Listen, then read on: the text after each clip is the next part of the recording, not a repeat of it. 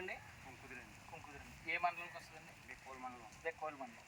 ఈ అమలాపురం జిల్లా అండి. రాజమండ్రి జిల్లా అండి. ఓకే. మీరు పెట్టిన వరి రకం ఏంటండి ఇది?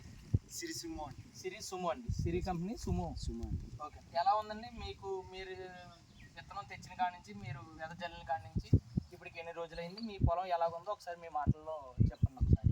అదే మనకి జల్లిన కాడి నుంచి ఇది వరకు ఫస్ట్లో టాటా బొండాలు ఉండేదండి. ఈ టాటా బొండాలు మించి బాగుందండి ఇది. ఓకే. మనకి గింజ కూడా ఏది కూడా విరిగిపోతలేదు, ప్రతి గింజ మొలిచేస్తుంది. ఓకే. ఇప్పుడు కంపెనీ వాళ్ళు అయితే 9 కేజీలు ఏమని చెప్తున్నారండి. నేను 7 కేజీలన్నర జల్లిన. 7 కేజీలన్నర అలా కరెక్ట్గా చెప్పొద్దు. 7 కేజీలన్నర జల్లారండి ఎకరానికి? వెద 7 కేజీలన్నర జల్లి 2 ఎకరాలకి 5 ప్యాకెట్లు జల్లారండి. ఓకే.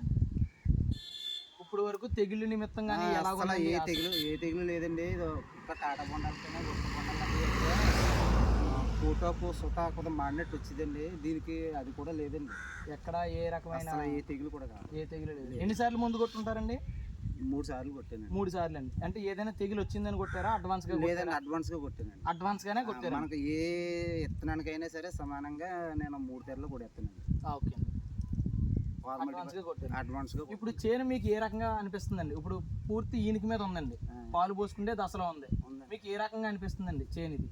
అది ఈ రకంగా ఇప్పుడు ఈనింది దాని ప్రకారంగా పూర్తిగా తోడుకున్నట్టయితే ముందు ఊసి రైతు చెప్పిన ప్రకారంగా 70 బస్తాలు అవుతుందని నేను అనుకుంటున్నాను. 70 బస్తాలు దిగుబడి అవుతుందని మీరు అనుకుంటున్నారు? ఓకే. Thank you sir. అది మొత్తం తీయాలి వీడియో దగ్గరగా. జల్లంటే ఎలకలో పెడతారు కదా.